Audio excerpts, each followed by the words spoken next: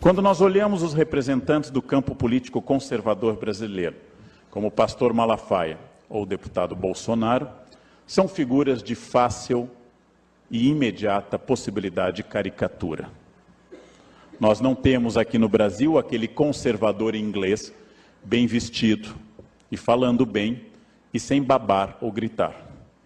Nós temos gente em geral histérica, em nome de Deus ou da rota, que grita o tempo todo e tem ataques furibundos e irracionais. São figuras que têm o physique de rôle, têm o tipo físico para poderem ser ironizadas.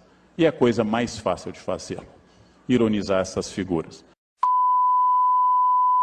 Logo, não estamos falando da ponta do iceberg, que são as personagens que se aproveitam desse conservadorismo difuso, cônscios ou não do que acreditam de fato.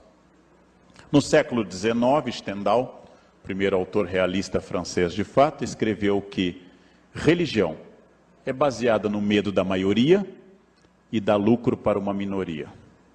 Essa minoria instrumentaliza o medo da maioria.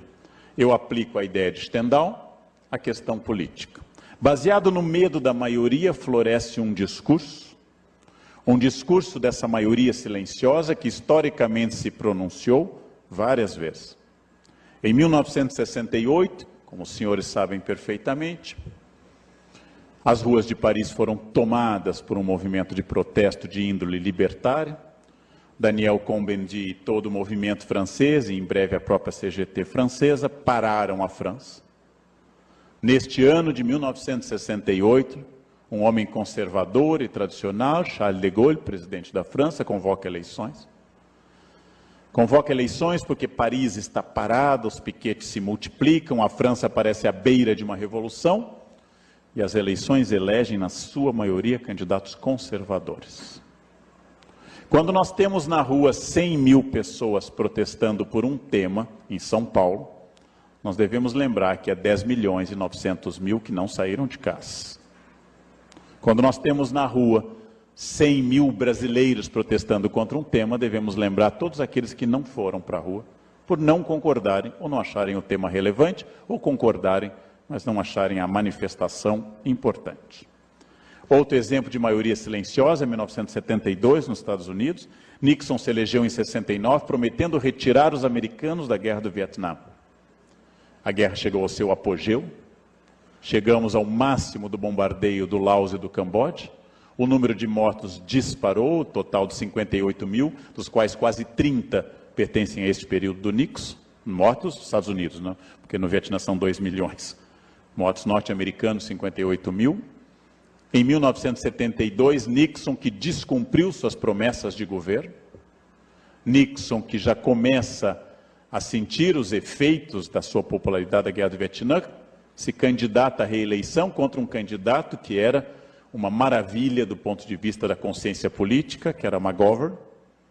É feita a eleição e Nixon ganha forte a eleição. Voltamos à maioria silenciosa. Voltamos àquela nação profunda que nós costumamos, por vezes, ignorar e não entender que no nosso gesto político ele exclui essa maioria por vários motivos. Existe um reacionarismo, um conservadorismo político, não são a mesma coisa em política, reacionário e conservador, mas eu estou tratando aqui como iguais neste caso. Fruto de uma concepção de mundo específica, baseada na ideia de autoridade, fruto de um medo muito profundo, fruto de um medo que foi definido em 1848 no manifesto como o medo deste mundo onde tudo que é sólido desmancha no ar, e fruto da insegurança social em dois campos. A insegurança social em função do aumento da criminalidade urbana e a insegurança social em função da crise econômica.